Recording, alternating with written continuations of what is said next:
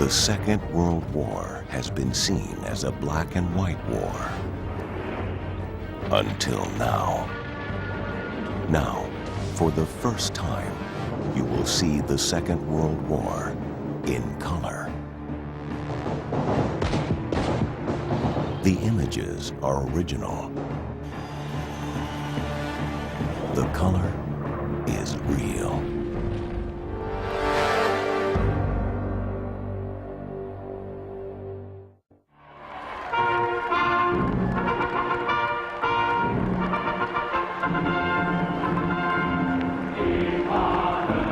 A Nazi rally in the heartland of Germany. Color film reveals the theater of fascism.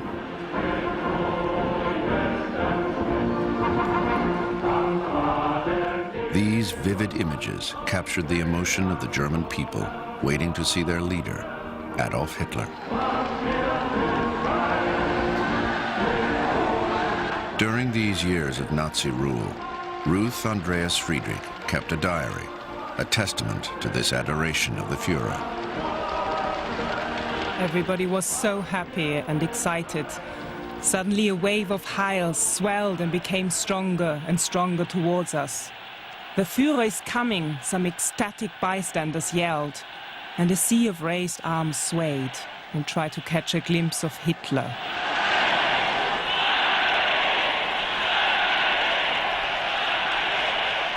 Hitler had been in power for 4 years. His troops were already waging war in Europe. The civil war in Spain was a dress rehearsal for the Second World War. It was a war that targeted civilians from the air. It was a war of technology and terror, mass atrocity, and indiscriminate death. German volunteer troops fought alongside Franco's fascist army to overthrow the elected Republican government.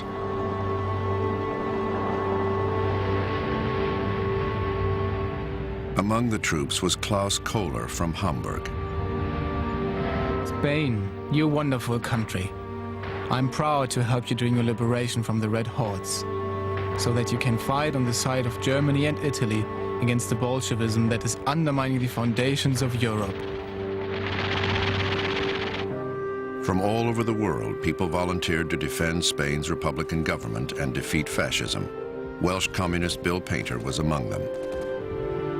It is when you see all this that you realize what war is all about. It is here that you can feel the terrible menace to France and the people of Britain if the fascists are not crushed at this point. By 1939, Franco and his fascist allies were victorious. The democracies of the United States and Britain had failed to intervene. An opportunity to challenge fascism had been lost. A new world order began to take shape.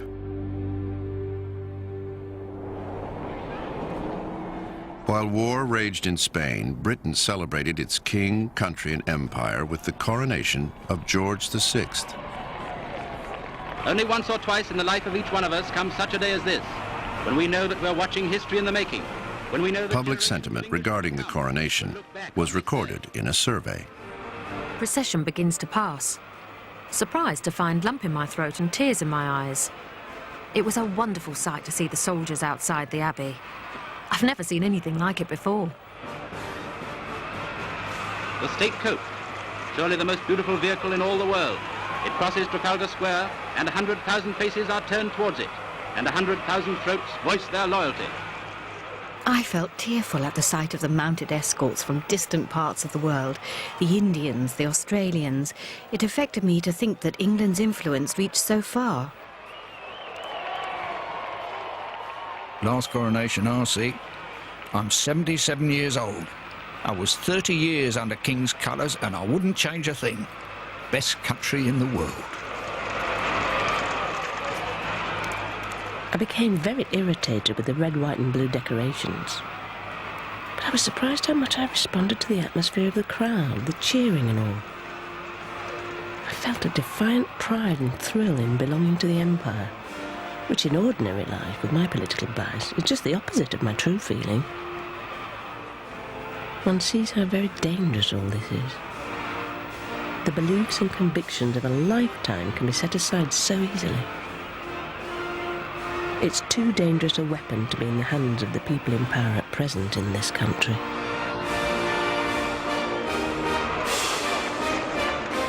Shaken by the carnage of the First World War, British politicians wanted to avoid future wars. They wondered if the German leader was someone they could do business with.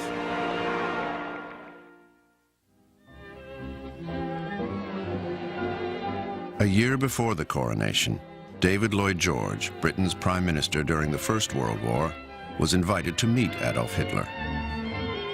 His aide, Thomas Jones, recorded the visit in his diary. At 4:45, we left the Grand Hotel for the Führer's villa, climbing up and up in powerful cars. He received us himself, bareheaded on the top of the steps, shaking hands with each of us.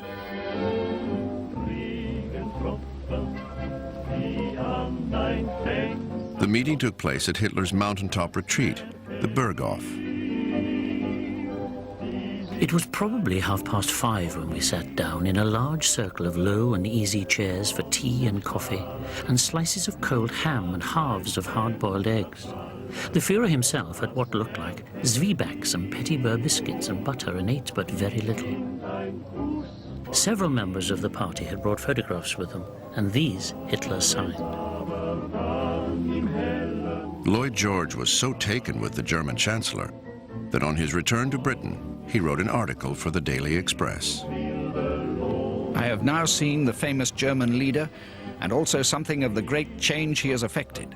There can be no doubt that he has achieved a marvelous transformation in the spirit of the people, in their attitude towards each other, and in their social and economic outlook. It is a happier Germany. What Hitler said at Nuremberg is true. The Germans will resist to the death every invader of their country. But they have no longer the desire themselves to invade any other land.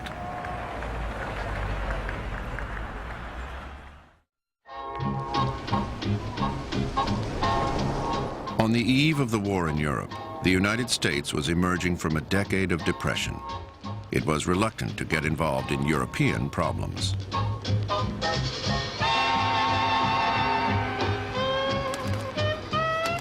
In June 1939, England's King George VI and Queen Elizabeth visited Washington, D.C.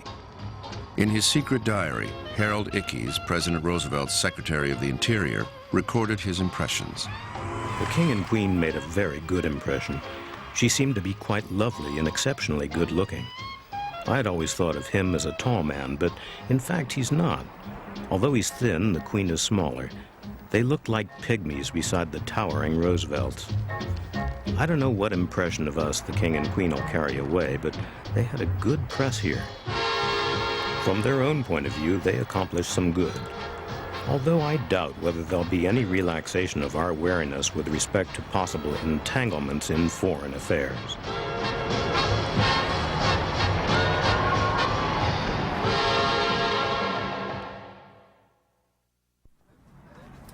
By 1939, Nazi Germany was strong and confident. Hitler had annexed Austria and seized land from Czechoslovakia. In Munich, a festival celebrating German culture was filmed by an amateur cameraman. 18-year-old Josefa Hamann was impressed by the event. It is always a clear, beautiful day on these festive occasions. People call it Hitler weather. It's unbelievable how the city glittered. The whole city was shown off at great expense.